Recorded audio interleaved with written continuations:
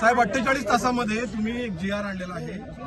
महायुतीचे चांगले सगळे उमेदवार बऱ्यापैकी तुमच्या मर्जीमधून निवडून आलेले आहेत. सगळ्यांना आनंद आहे. काय सांगा? ही किमया शिवसेनेचे तत्कालीन मुख्यमंत्री आणि विद्यमान उपमुख्यमंत्री नगरविकास मंत्री एकनाथ शिंदेसाहेब आणि राज्याचे मुख्यमंत्री देवेंद्रजी फडणवीस साहेबांची आहे.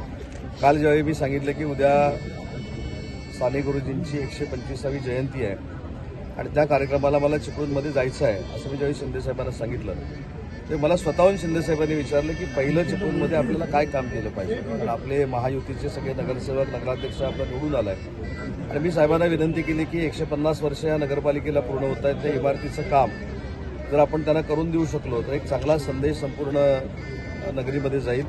आणि तात्काळ काल सांगितल्यानंतर आज माननीय एकनाथ शिंदेसाहेबांनी कॅबिनेट संपल्यानंतर चिपळूणच्या ह्या नगरपालिकेचा GR काढला आणि तो GR 11 कोटीचा मी नगराध्यक्षांकडे सुपूर्द केलेला आहे. साहेब तसं बघायला गेलं तर आत्ताची फळी नगरसेवकांची आलेली आहे ती बऱ्यापैकी नवीन आहे. मोजके 2-4 जण सोडले तर सगळेच नवीन आहेत. या नवीन नगरसेवकांना कारभार काढण्यासाठी कार्यशाळा वगैरे अरेंज करण्याची कार्यशाळा नक्की आपण घेऊ. मुंबईला आम्ही ती कार्यशाळा घेतोय. एकत्र शिवसेना भाजपची असेल किंवा शिवसेना आणि भाजपाची वेगळी आम्ही घेतोय. परंतु आपल्याला जरी नवीन वाटत असले तरी 9 वर्ष नगरपालिकेची निवडणूक झालेली नाही हे देखील आपण लक्षात घेतलं पाहिजे. म्हणून तुम्हाला हे सगळे नवखे वाटत आहेत. परंतु प्रशासक असताना देखील 4 वर्ष जे इच्छुक होते ते जरी नगरसेवक नव्हते तरी नगरसेवक म्हणूनच काम करत होते. त्यांना प्रशासनाचा चांगला अनुभव आहे आणि अनेक लोक आहेत. म्हणजे मी माझं राजकीय उदाहरण जर आपण घेतलं तर मी देखील वयाच्या 28व्या वर्षी आमदार झालो. त्याच्यामुळे नवीन लोक अनुभवानं काम करत नाहीत असं काय होत नाही. कोकण ही दिशा देणारी भूमी आहे आणि आमचे सगळे नगरसेवक महायुतीचे नवीन निवडून आलेले अतिशय चांगलं काम त्यांना पाहिजे तसं नाही चिपळूणकरांना पाहिजे तसं काम करतील. उद्धव ठाकरे आणि राज ठाकरे एकत्र आलेले आहेत. निवडणूक युती सुद्धा युती झालेली आहे. काय सांगा? त्यांना मनपूर्वक शुभेच्छा आहेत. अनेक वेळा मी सांगितलं की ही आणि युती झाली ही काय भाजप आणि शिवसेनेला नवीन आहे अशातला भाग नाही. त्यांची युती होणार होती हे 2 महिन्यापासून चर्चा चालू होती ती आज झाली. परंतु मुंबई महानगरपालिकेपासून 29 महानगरपालिकांमध्ये यांची युती जरी झाली असली किंवा आघाडी जरी झाली असली तरी देखील महायुतीचंच प्रशासन हे प्रत्येक महानगरपालिकेवर येईल आणि प्रत्येक महानगरपालिकेचा महापौर हा महायुतीचा असेल. साहेब 48 तासामध्ये आपण नगरपालिकेला निधी आणून दिला तर त्याच धर्तीवर लक्ष्मी ऑर्गॅनिकचा विषय मार्गी लागेल अशी अपेक्षा आहे का? साहेब लक्ष्मी ऑर्गॅनिकच्या बाबतीमध्ये नाहक माझं नाव टाकून स्वतःची व्यासंग प्रसिद्धी मिळवण्यासाठी काही लोक प्रयत्न करत आहेत. मी परवा देखील जाहीर भाषणामध्ये सांगितलं की ज्या दिवशी मी सांगितलं त्याच्या दुसऱ्या दिवशी पर्यावरणाची 7 लोकांची IAS ऑफिसरची टीम तिथं होती.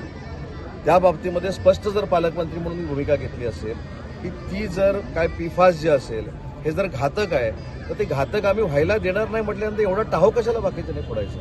म्हणजे नक्की कंपनी नकोय की पालकमंत्री म्हणून मला त्रास द्यायचा आहे हा देखील निर्णय घेतला पाहिजे ना काही लोकांनी. मला सोशल मीडियाचा 100% आदर आहे पण अशा पद्धतीनं काहीच नसताना कोणाला तरी आणायचं त्याच्याकडनं काहीतरी वधवून घ्यायचं त्याला टेक्निकल माहिती नाही त्याच्याकडनं बोलायला लावायचं.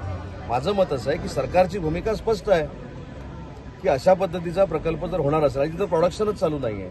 मी सांगितलं फ्लोरिनचं प्रोडक्शन चालू आहे पण जो कोण आपण म्हणतोय तो काय क्लोरोफाईर अल्काईन काय PFAS त्याचं प्रोडक्शन चालू नाही. त्यांनी ट्रायल बेसिसवर काढण्याचा प्रयत्न केला होता त्याचं विघटन देखील कुठं झालं हे मी सांगितलंय. पण एवढं सांगून सुद्धा कदाचित आता मला माहित नाही त्याच्या मागं कोण आहेत किंवा काय तेवढं सांगितल्यानंतर जनतेला कळतं माझी भावना काय.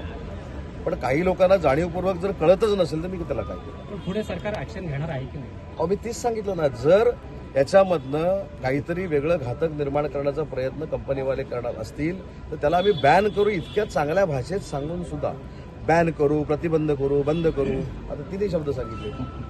साहेब स्थानिक स्वराज्य निकालानंतर चिपळूणमध्ये आघाडीच्या कार्यकर्त्यांचे राजीनामे येत आहेत.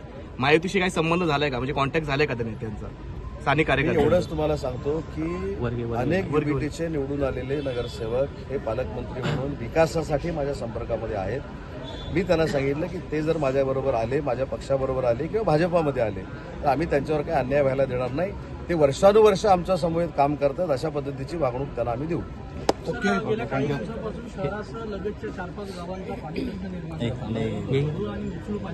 आम्ही आता सांगितलं आता नगरसेवक त्यांना मी सांगितलं की महानगरपालिकेची निवडणूक झाल्यानंतर जर जिल्हा परिषदेची आचारसंहिता लागली नसेल तर या चिपळूण शहराच्या बाबतीमध्ये विस्तारित मी बैठक घेईन आणि नुसता पाण्याचा प्रश्न नाही, प्रत्येक नगरसेवकाच्या वॉर्डमध्ये जे जे काही प्रश्न आहेत ते सोडवण्याचा मी प्रयत्न करेन.